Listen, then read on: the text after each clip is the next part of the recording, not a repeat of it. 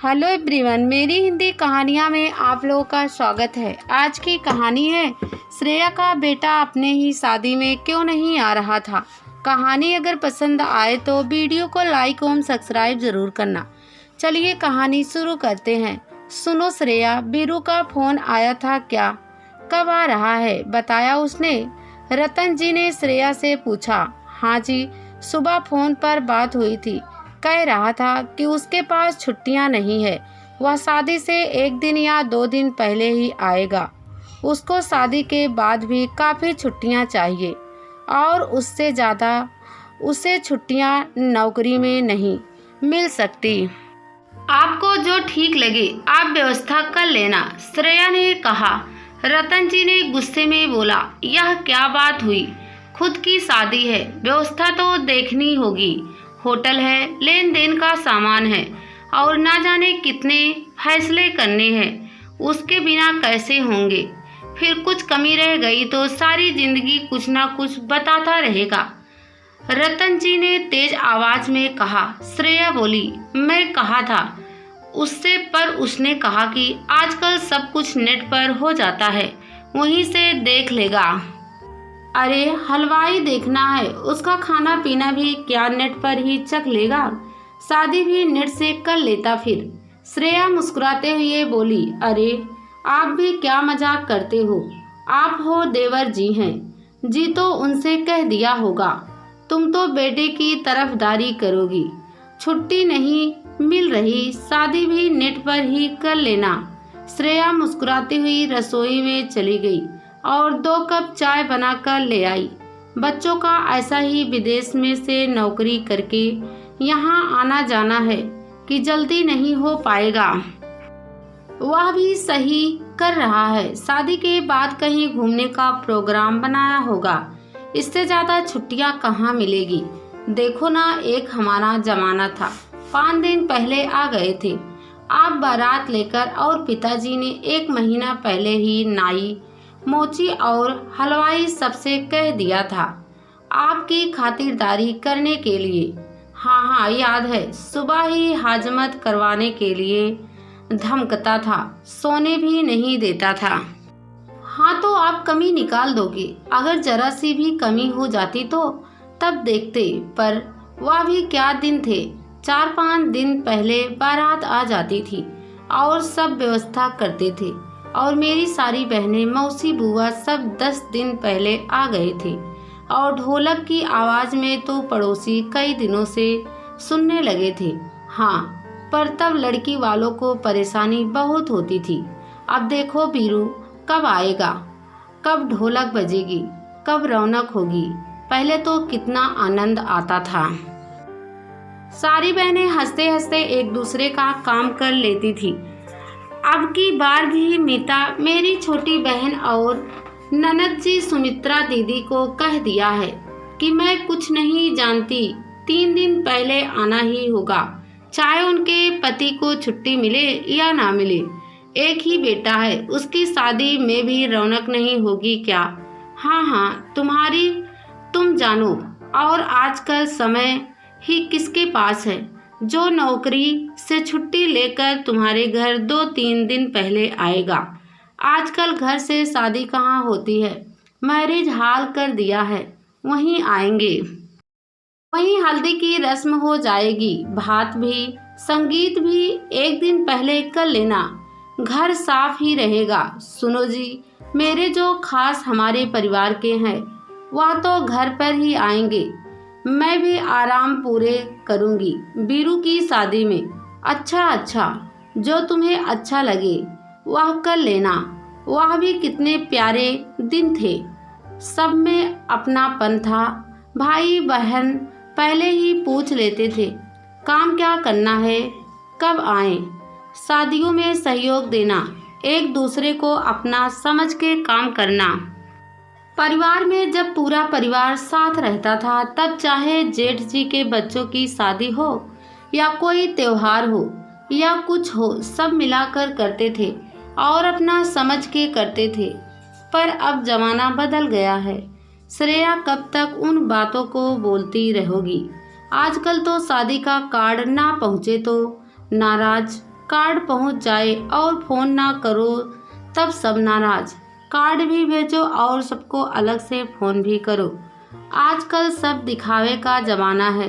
श्रेया, नाराज़गी का एक बहाना चाहिए।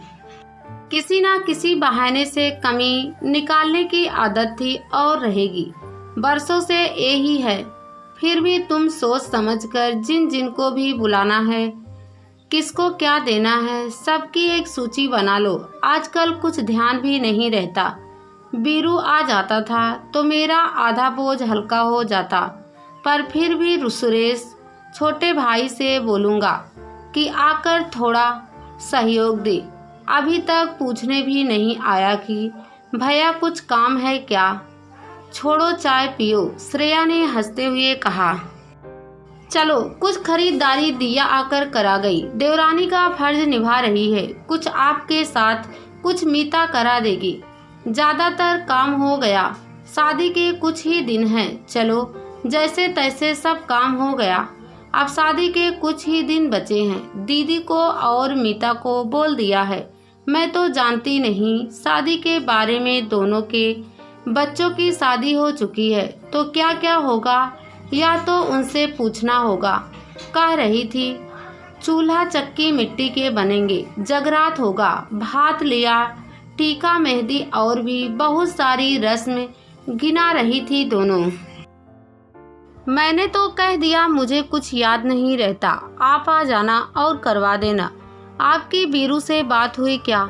श्रेया ने पूछा। हाँ, हुई थी। जब मैंने कहा कि अब मैं तेरी मम्मी को थकान होने लगी है तो बस भड़क गया। मैंने तो कहा था यह छोटी छोटी रस्में रहने दो, इसकी वजह से बाजार के चक्कर ज़्यादा लगेंगे। शादी कोर्ट मैरिज कर लेता हूँ और रिसेप्शन बढ़िया देंगे। फिर वही बात लेकर बैठ गया था। पैसे और समय की तो बचत होगी। कोर्ट मैरिज रिसेप्शन से पर क्या मेरे अरमान पूरे हो पाएंगे? वैसे भी हमने लड़की वालों से कोई मांग नहीं की है। हमें बस केवल लड़की चाहिए जो हमारे घर में आकर रौनक कर दे। हंसी खुशी के लिए फ़ोन करो, समझता नहीं है कोई बात। रतन जी ने गुस्से में कहा। श्रेया ने कहा, आप मत करा करो उसे फ़ोन, मैं ही कर लूँगी। जब भी बात करते हो तो ऐसी उखड़ी हुई बातें करते हो। अरे, या तो मैंने क्या गलत कह दिया? शादी के 2 दिन पहले आएगा, कुछ ना कुछ काम रह जाता है। मीता, तेरे और दीदी के आने से खूब रौनक हो गई है। अब सारी रस्में तुम ही संभालो, कैसे कैसे करनी है। सारे अरमान रह जाते हैं अगर तुम दोनों नहीं आती। बस आज ढोलक बजाना शुरू कर देंगे और कुछ याद आता रहे तो हमें बता देना। श्रेया ने कहा। हाँ जी, आते क्यों नहीं। हर एक किसी की शादी में थोड़ी जा सकते हैं, अपनों की शादी में ही जा पाते हैं और बुलाते भी अपने ही हैं। घरों की शादी में तो उसी दिन जाना। मीता ने हंसकर कहा। रतन जी बोले, रौनक हो गई अब तुम दोनों की आने से। सुरेश भी कह रहा था दिया को आज भेज देगा। अरे वाह, देवर जी मुझसे भी कह रहे थे। श्रेया ने कहा। बच्चों का तो पता नहीं, एक दूसरे से मिलते नहीं। बीरू बाहर रहता है, शादी में पता नहीं आ पाएगा या नहीं। अरे क्यों नहीं आएंगे, मम्मी जरूर आएंगी। बीरू बीरू की आवाज़ पर श्रेया ने चौंक कर कहा। रतन जी के पैर भी जल्दी जल्दी कमरे की तरफ बढ़े। हाँ, बीरू बोल रहा था शायद। मैं आ गया मम्मी। अरे तू तो बाद में आने वाला था। आता कैसे नहीं। आपकी वाह भावुकता भरी बातें और घुमा घुमा कर बात कहना सब समझ में आ रहा था मुझको। श्रेया ने गले से लगाया और उसकी आंखों में आंसू आ गए। मम्मी, मैं बेटी नहीं हूँ जो विदा होने के लिए आई हूँ। देखो ना मीता, ये कितना मजाक करता है। श्रेया और रतन जी की चेहरे पर खुशी के भाव अलग झलक रहे थे बीरू को देखकर। बीरू ने आते ही सबके पैर छुए। अरे अब इसको निहारती रहोगी या चाय नाश्ता भी लाओगी? बड़ी दूर से आया है। हाँ, हलवाई गर्म गर्म मठरी बना रहा है, चाय के साथ खिलाओ। मैंने सबसे कह दिया है, मेरे सारे भाई बहन आते ही होंगे। 1-2 दिन में श्रेया ने कहा। अरे तू कब मिला? देवर जी तो मना कर रहे थे कि मिहुली नहीं आ पाएगा। अरे मम्मी, सोशल मीडिया का ज़माना है, हम लोग ग्रुप में हैं, भाई बहन सब। मेरी शादी की तो कब से तैयारियां चल रही है, सभी आने वाले हैं और शादी में धूम मचाएंगे और सबको अपनी यादें जो ताज़ा करनी है, बचपन की गोपाल की देसी घी की चाट और छत पर बैठकर अंतराक्षी खेलना, सब कुछ पुराना फिर दोहराएंगे। सब लोग आपस में बड़े मुस्कुरा रहे थे कि देखो आजकल बच्चे भी एक दूसरे के साथ रिश्ते बनाए हुए हैं। यही तो चाहिए, बस ज़िंदगी में खुशी में सब एक दूसरे के साथ हो और दुख में एक दूसरे के साथ। बाकी सब अपनी ज़िंदगी में व्यस्त हैं, इतना ही बहुत है ज़िंदगी में। आजकल सब दूर रहते हैं पर सोशल मीडिया से सब पास आ गए हैं। सबकी ज़िंदगी में क्या हो रहा है सब जानते हैं। रिश्ते बने रहे इतना बहुत है, खुशियों में दुख में साथ रहे। खुशियों में अपने साथ ना हो तो सूनी होती है हर खुशी। चलो ढूंढते हैं छोटी छोटी खुशियाँ अपनों के बीच। मिलने मिलाने का समय साल में एक बार ज़रूर निकालें।